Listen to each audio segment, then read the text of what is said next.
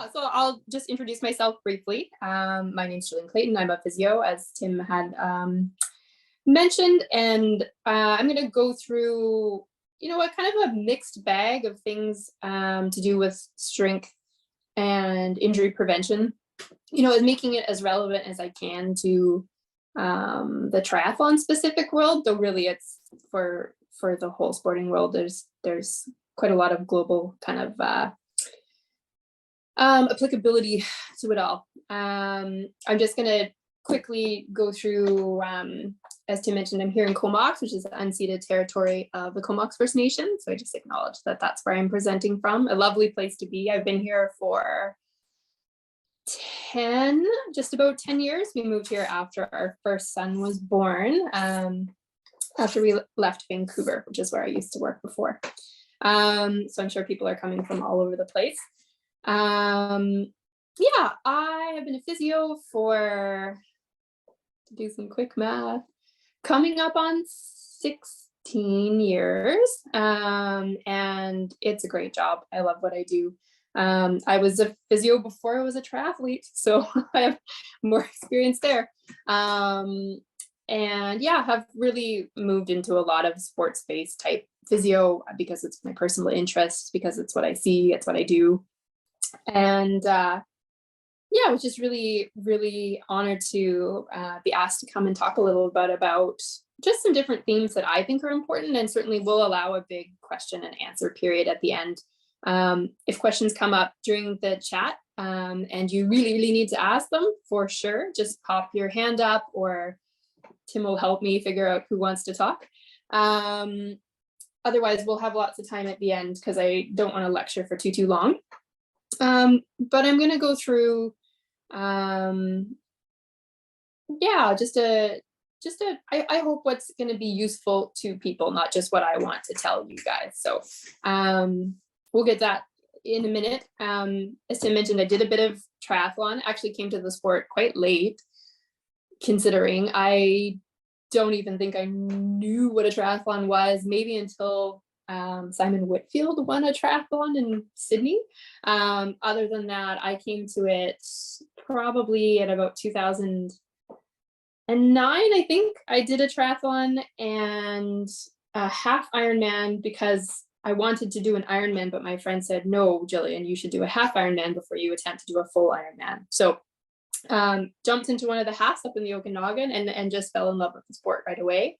And then proceeded to participate at Ironman Canada for the next couple of years with some more local half Ironman races. And then, as Tim mentioned, I did compete professionally in 2012 and win Ironman Canada, which I told him seems like an entire lifetime ago, pre-kids, pre-everything. But I'm quite proud of it, and it's a neat memory to have. And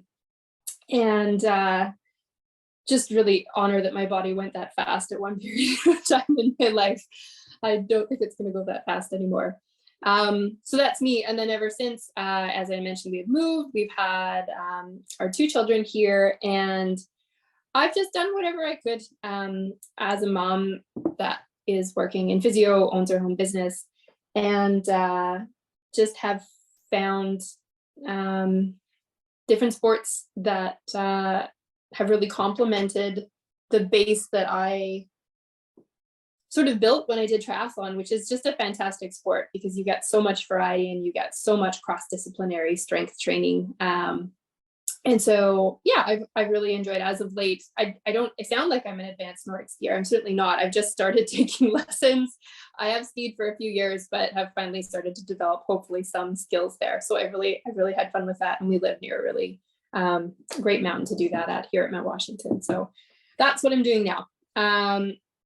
So I'm going to use some personal examples as I go through, just to describe, what I've been paying attention to. I certainly have thought about when they asked me to come in and do this talk, what would be useful. So I'll use a couple personal examples as we go through. But we're going to talk kind of loosely define strength training, injury prevention. Do we do it? Do we not do it? What does some of the research say? I'll keep it pretty light on the research side of things and just move into what I see in my practice, because I think ultimately that's my expert role is in physio. I'm not an athletic trainer. I'm not a strength and conditioning coach. But I am a physiotherapist, and so that's where my expertise lies. And I'm an athlete also, so I get to see both sides of the coin.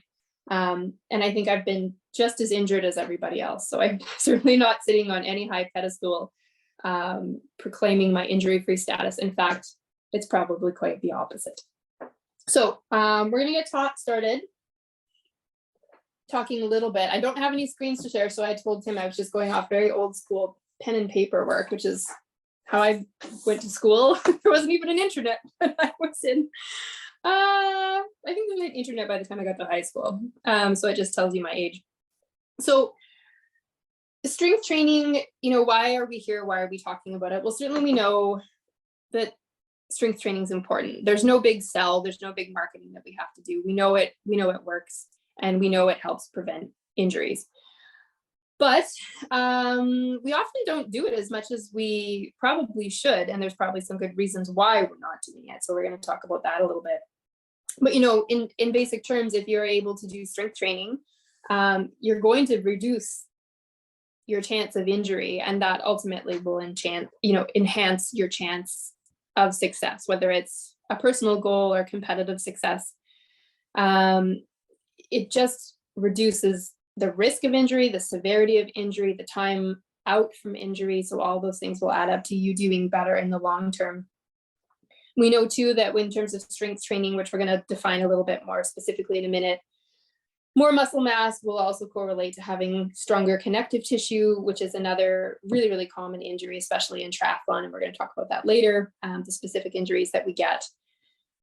And we know that strength training in the statistics can basically, if you commit to a regular plan, and that will also define, can reduce your risk of injury, acute and chronic, by over 50%. So it's an amazing resource. We just don't tend to tap into it as much as we should. So strength training, when someone comes to see me in clinic, we can talk about it in a whole bunch of different ways. We're usually talking about it as it applies to the person's problem that they've come in to see me about. But if I'm talking to a bigger audience on more global terms, we really can look at strength training as functional. We can look at it as reactive, and we can look at it then as explosive or endurance type. So you kind of have a spectrum where we look at, the strength that we need when we're doing sprints or for sprinters, and then what we're doing when we're doing really long distance events, regardless of the sport. So there's even more terms than that, but that's generally how I talk to people about it. And when we talk about injury prevention, it's really multi-tiered. We can go from what we would call primary prevention. We talk about this in public health all the time. What are the things we can do to stop something from ever happening, all the way up to tertiary prevention, which is when people are coming in to see me or their doctor, or they're going to the surgeon or whatever it is. So we can also all fit along the spectrum, but that's sort of how injury prevention is also loosely defined. And again, that's really my area where I work in practice. And usually it's because someone already has an injury and they are now looking to come back, and we're looking to prevent further damage, prevent injury from happening again, and preventing downstream or upstream effects from the injury that they have currently. So when I'm going to go to the questions at the very end, because I did see what some people wrote down. There were some questions as to, well, when do we do it? The answer is pretty much always. We just don't tend to get to it very often. So there is an on and off season for most people. Most people tend to periodize their training, whether that's seasonally or within the actual training period itself, or as it relates to target rates. But the answer when to do it is always, just the frequency will change. So we can certainly do more, 2 to 3 times in an off season. Or what I'm also going to talk about is that you can alternate your sport, and that can give you different specific gains. Because as we know, choosing different things and novel exercises will help us to adapt. If we did the same 50 squats for the rest of our life, we would taper off the effect probably within 6 to 8 weeks, and we would have to change it. So your off season can also be a different sport. And I think that's what I'm not here to convert you all into Nordic skiing, but as a cell, that's where I'm sitting. And I'll just quickly, give the example. I remember when I was training, I started Nordic skiing as cross training for triathlon because I was so sick and tired of running in the Vancouver Pacific Northwest winters. And I thought, well, it's just bad. I'll just exercise on snow, even though it's terrible and I was falling down all the time. But I remember thinking, wow, this is like combining all of the sports, like swimming, biking, and running, all into just one sport, one fell swoop. I don't know why anybody does anything else. So we'll come back to why I think everyone should Nordic ski in the end. But I'm a big fan of off-season and alternate season sports. But when you come into the on-season, it still is very beneficial to be at least touching upon strength gains once a week for the recreational athlete, not just for professional athletes who are on a different camber and junior level, national groups, different level. They have all their plans written out for them, so they don't have to think about it. But once a week for recreational athletes is probably a bare minimum to get to when people are in season. So, how we do strength training, there's certainly a range. It's always individualized to how it works for the person best. Some people do it at home on their own. Some people would prefer to do it in a group. Certainly, we've all seen CrossFit really expand and become popular. I think large in part because it is a group environment and there is there's a coached program and there's lots of motivational, milestones in there in a program like that. But I think that's why that's done well. And I don't have any issues with CrossFit. CrossFit is fine. But there are people who do CrossFit as their main sport. And so sometimes it can be hard for a triathlete just to commit to a whole other program like that. So there's sort of a free form expression of how people do strength training versus coached. I'll talk a little bit about a plug for coaching later. So there's a couple different options there, and it sort of depends on what your sporting background is and how you grew up. Certainly I was fed strength training programs because I was in institutional sport programs. So we were basically just given those. And for a lot of my career, I've sort of cut and paste little pieces that I've liked and carried on with them, and it made it helpful. But certainly for the person who's starting from scratch, it can be more difficult to ascertain what it is you should do. There are tons of resources everywhere you look. You open any Triathlon Canada magazine, Running Canada, Biking Canada, there's great information in there. Great exercises, great explanations. They're nicer pictures. I draw stick pictures. I mean, you shouldn't be surprised because I do everything on pen and paper here, but it's way better than what you're going to get when I draw something out for you in the clinic. But they're not individually connected to what you need, and that sometimes is the issue. And it can be overwhelming to have a book of 100 exercises, and what do I pick? Most people want 5 things to do. I'll go do those 5 things and I'll be done with it. So, that's where physio can shine. Especially if you're having a problem. There's also athletic therapists, strength and conditioning experts. Those people are trained to help you develop programs that work for you. So certainly those are good resources, along with what you can find, just new exercises in glossy new magazines. I like looking at them. Do I end up doing the strength training? No, not as much as I should, and I'll talk about that too. But as to really highlight who I think really does strength training well, certainly the professional athletes, especially in national teams, I think do well. The system is set up, they have the program, they're accountable, it's their job to show up and do those things, so they do. But the people who do, in my sort of clinical experience, the best strength training are the 70-plus-year-old group. They are by far the stars of the show in terms of people who commit to strength training programs. And, the reason they do it is because, quite frankly, their life depends on it. Not that they're going to die at 70, but they know at that stage that if they don't do these things, they really start losing strength gains at a very sharp rate in terms of sarcopenia, which is the loss of muscle mass, risk of falls with balance work and muscular coordination, and I'm not even adding in any and all of the kind of disorders and conditions that can come on with age. But they really are the champions of strength training, and I'm always amazed to see how well they're committed. And I think at that stage they also have a social element too that really helps them do the work. And so I think we can learn from them, because I think if you thought, my sporting career depends on this, you might be a little bit more inclined to think, well, I better just go get this done. And it would help even more if you had a friend that did it, or if you had a place that you would go to, or if your coaching club or group also had a set day where you just did your strength work. You'd probably be much more likely to do it. So they're my champs for sure. And I think we can learn from them. And in the end, you really frankly need a floor. You don't need any fancy tools to do strength work. You can get all the gadgets. I have all the gadgets. I don't use any of the gadgets. I demonstrate some of the gadgets at my work. But you just need a floor. You might need a yoga mat. It might be a bit more comfortable than lying on the floor.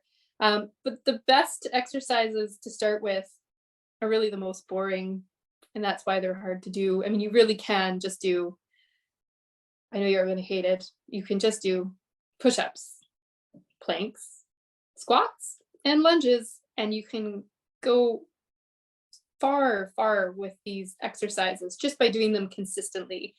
So it doesn't have to be hard. It doesn't even have to be complicated. If you hear nothing else from me today, you can say, I could just go away, do those 4 exercises for 6 to 8 weeks, and you'll probably be better off.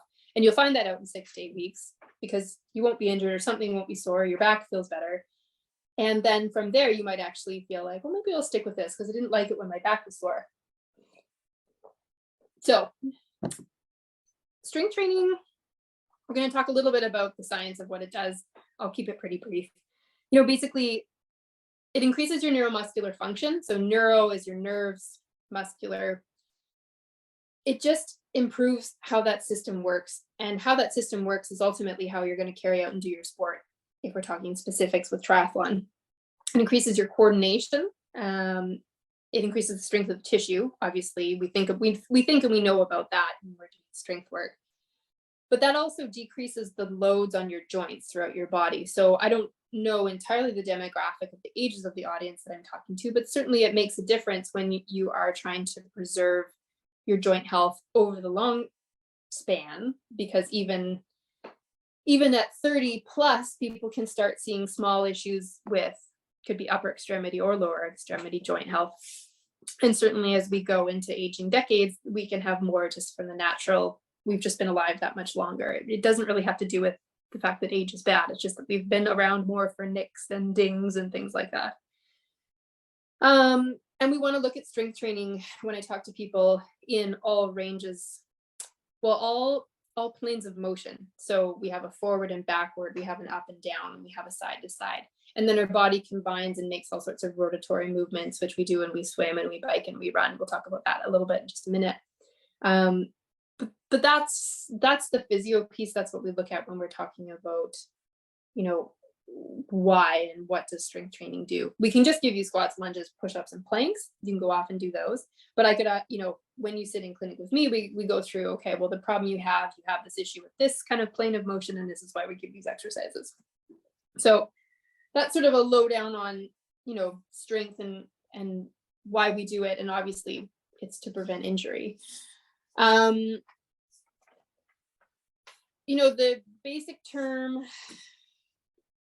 in terms of, where I think I spend the most time with people is on core stability. So everyone's heard the word core strength, core stability. We all immediately think of what our stomachs look like. Really has absolutely nothing to do with it. But your core is sort of the center of all of the parts of your body, and it's how you transfer power to your limbs, and it's how you control the hinges. So we have hinges everywhere. So my fingers are hinges, my shoulders are hinges, my neck, everything hinges. But we have muscles that from the center give power out to the outer systems. And then we make these movements to swim, bike, and run.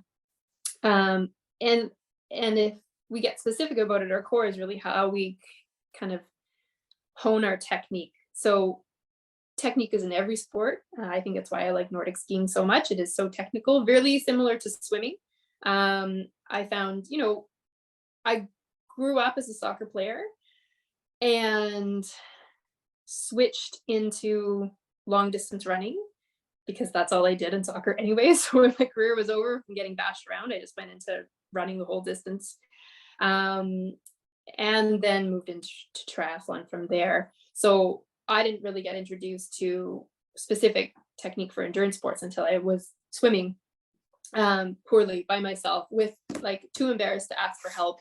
And that was a mistake for sure. Which now I'm learning as a Nordic skier that it's okay to ask for help as an adult with technique. But that's where your core will really shine. That's where you will produce stability that will give you the ability to do that refined movement that becomes really important, A, to do your sport properly, or to be a skilled athlete, or to prevent injury. So I'm pretty big on the core with people, and that's often where we'll start, other than addressing a specific peripheral injury if someone has one of those.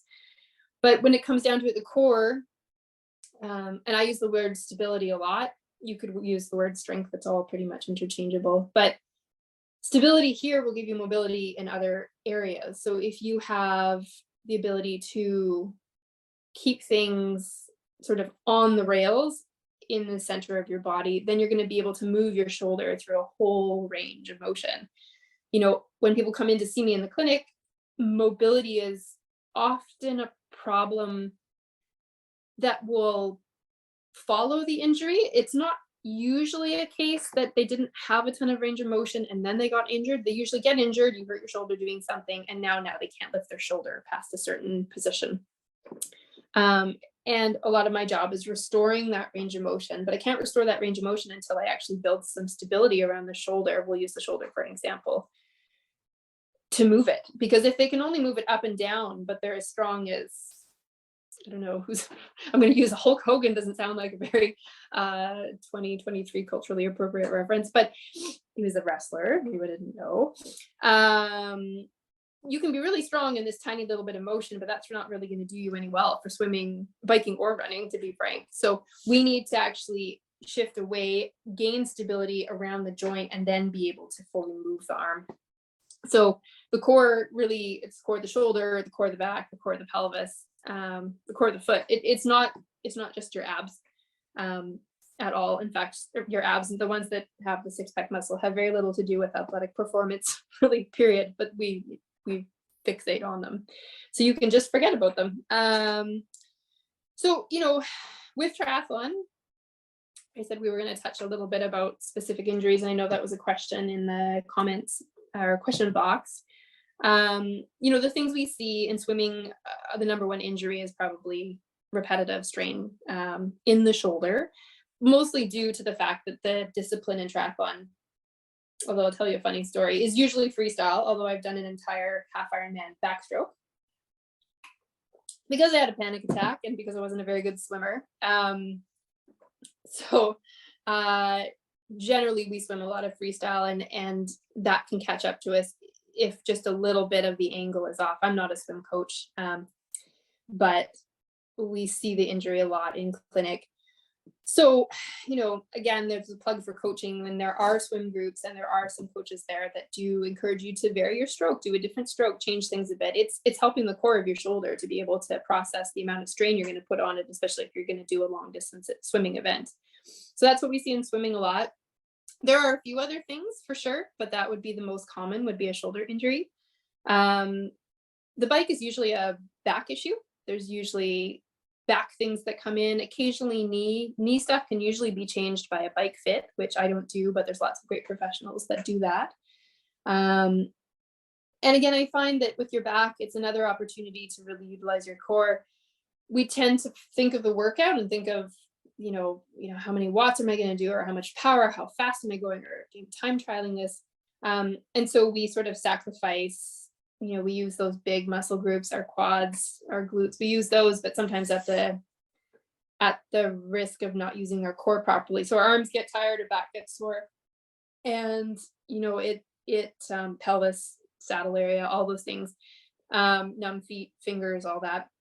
But it's another really good opportunity to actually really use your core properly. And if you're really mindful about it, it's quite a lot of work to use your core properly on a bike. But if you do it, and then I don't want to say toughen your core up to do the strength, but if you are utilizing it properly, again, now you get to transfer that power out to your limbs, and that will eventually result in higher performance on the bike, you know, depending on whatever your metric is that you're looking for. And the run, which is always my favorite, was the only thing I was actually ever good at in triathlon. has a whole host of lower extremity injuries. I should say with the bike, there's also the broken collarbone club, which some of you may belong to, but that's a bit of bad luck mostly. But the run, lower extremity repetitive strain injuries. So Achilles, plantar fasciitis, knee pain. Again, depending on the demographic I'm talking to, if it is more masters athletes based, then this is the type of injury that we're going to have. Younger athletes will sometimes get more bone strain injuries. Older athletes will often get soft tissue, connective tissue issues. And also with the run, it's the nature of being the third sport. So you're going to come to it fatigued, not always in training. You might just go out and do a regular run. But in terms of the race itself, or when people do brick workouts, they're doing the run last or secondary to the thing they did before. So just neuromuscularly, you're going to have to switch from doing one sport to doing another. And for some people, that's harder than it is for others. And it's also a point where it's really easy to collect little injuries. Swim to bike, usually not quite so much because you're going from a lot of upper body to a lot of lower body, but bike to run, a lot of lower body to a lot of even more lower body. So we can talk about that a little bit more as we go along, but that's certainly what I see in the clinic. That's what I've experienced as an athlete. And I've seen a lot amongst my peer group, of which I've had recreational peer group, professional peer group. So both of those, well, all three of those sports have lots of different injuries that come up, and certainly people have their own flavor and variety of injuries that they've had going into it. But that's what I see a lot in the sport. And I think for all three, I sort of touched on technique a little bit, and I've come to such a greater appreciation for what technique can do for you, just focusing on it now as a Nordic athlete that isn't afraid to ask questions and do the silly drills and really learn. Kind of, there was a great example. Someone was saying that don't be afraid to be a grade B athlete, as in that's where you're going to learn things. That's where you're going to get better at things. You don't have to go into a group being the best at something. So I really like that sort of example, because often, like I said, when I started triathlon, I was just too embarrassed to join a swim club because I thought I would be really bad and someone would make fun of me. So I just didn't, but I would have done way better. I wouldn't have always been the last one out of the water if I had joined, probably.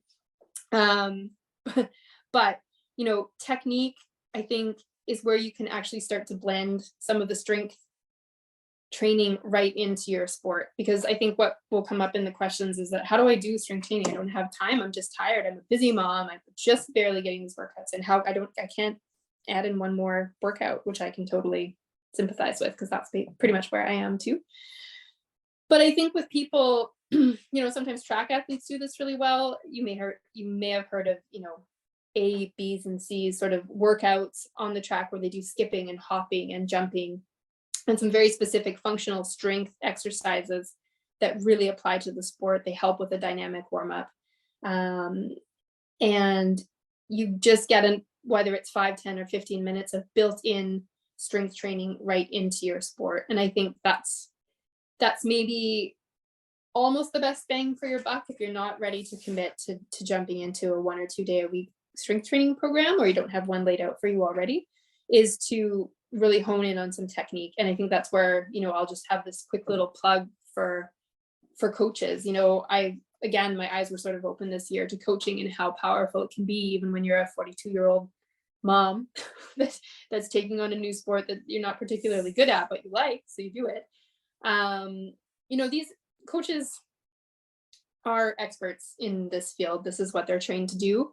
They help correct and enforce technique. They motivate you. They encourage you. They do all sorts of important things.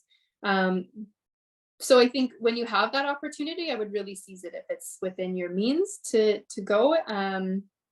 We also know, you know, just community in general is good for people's social and emotional health. So it's a great community to tag yourself onto if you can. You do have to do your research a little bit. You do have to find out which coach will work for you.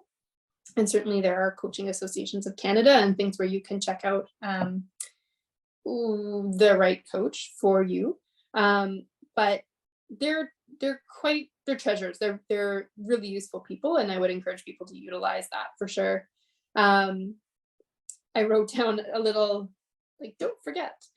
I have also the personal example of being in group environments, again, because I was fairly new to it, having shirked it previously, being too worried to join a swim club.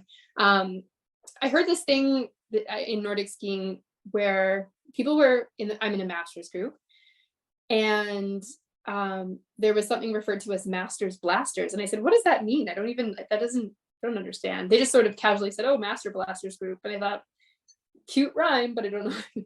But it refers to people kind of like just firing off the line and going faster than they should. And kind of falling into that, what we talk about in sport and coaching a lot, that hard medium, but nothing ever else. So they don't do the easy work, they don't do the hard work, they just kind of sit in the murky middle.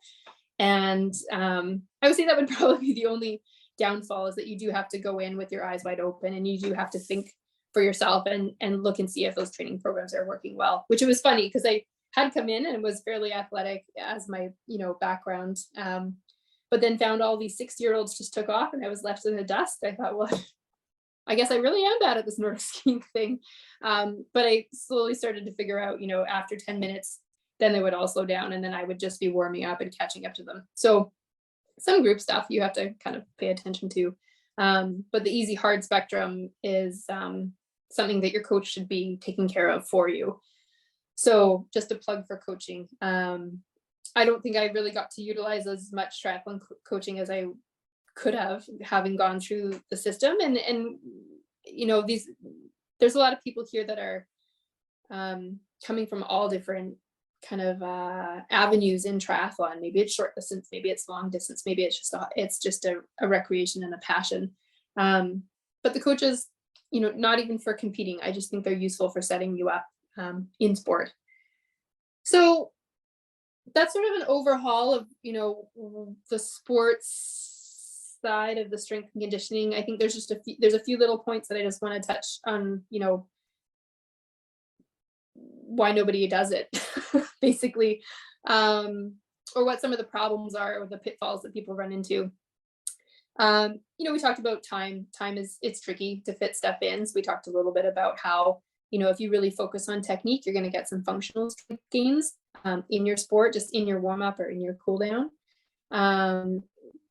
There's a ton of stuff out there. Like I said, there's tons of great resources and pictures and websites, but it helps to have one that is really specific to you. So physiotherapy is a good place to start. Your coach should be too, if you have one of those. Other things are more fun than strength training. So I always want to run instead of going to do that. So I was reading an article where Marion Hogan, who's an ultra runner for Canada, had a nice little snippet to say, I just think of them as strength snacks. I have these like 5 or 10 minute things that I just do a few times a week, and they're just part of the run, and I just get them in there. And that actually makes a big difference over time. So sometimes making it a little bit more small and digestible is easier to handle.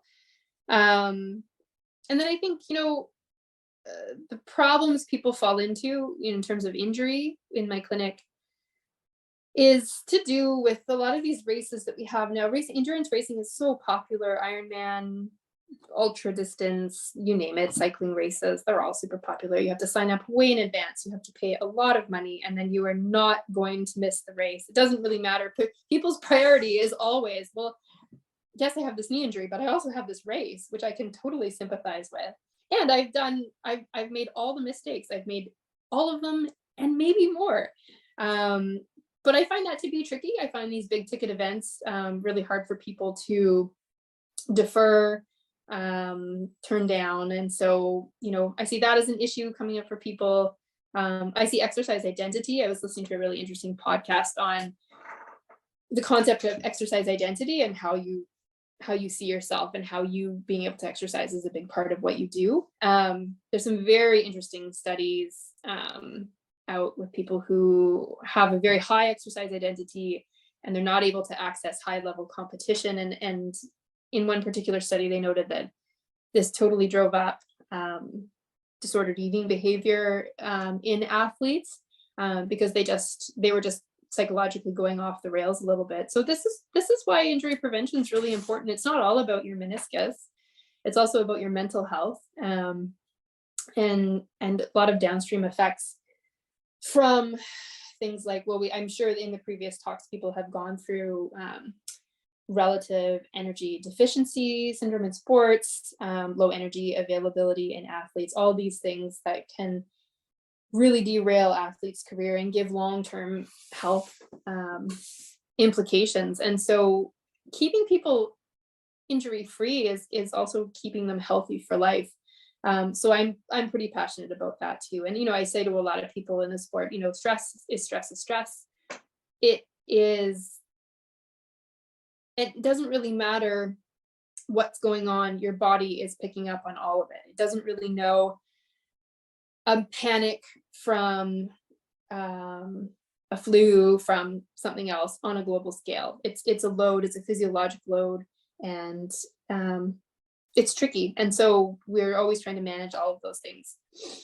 And the last thing I'll just mention that I listen, you can tell, to a lot of podcasts. And I really was blown away. I don't have the stats, but if anyone really needs them, I will dig them up. It was from some women that talk a lot about sports science down in the States. And they were referencing a study where the study had measured VO2 and lactate metrics after injury. And, we get injured and then we panic that we have to take off a day, 2 days. And I'm that person too. So this was really helpful for me to hear. People in this study had at 10 days, I wrote down a few numbers here, at 10 days, and I think it was a fairly large study. I think this is, worth actually repeating. At 10 days, there was zero impact on any of their VO2 or lactate numbers. At 4 weeks, not days, 4 weeks post-injury, they had a 9% change. 11 weeks, they had a 25% change. 11 weeks, we're looking at almost post-surgical rehab. A 25% change in VO2 or lactate numbers. And then they found that when the people went to gain those back, they gained them back quicker than they lost them. So they gained them back really, really quickly. And a lot of the changes weren't even due to anything related to the training. It was due to the blood plasma that they had in their body. So it's a little scientific, but it's all to say you can go for a long time without training from an injury. You can take care of yourself and you can come back to these big ticket items that you want to do. And you're going to lose so much less than you think you're going to lose. Psychologically, it could be very stressful to be on the couch for a week, a month. But these people come back and they lose very little. So there's all sorts of little interesting pieces of information out there that people can glean. I tend to pull a lot of them from podcasts and different sources and books that I read and listen to. But it's always good to be as current as you can because there's really good information coming out. And I listened to it all. I can't remember it all, but I went through a few of those things and was listening, knowing that I was going to do this talk, and definitely took note because I thought, wow, that's information that I need to hear when I'm injured. It's easy for me to tell people. It's really hard for me to hear it from other people. So that's a lot of talking from my side of things. There's a lot of questions, and I think what I'll do, Tim, if you want to, I can do one or two things. I can address a few of the questions that are there, but I'm also happy at this stage to just open it up and people can ask questions at this stage. I saw one just pop up in the chat there.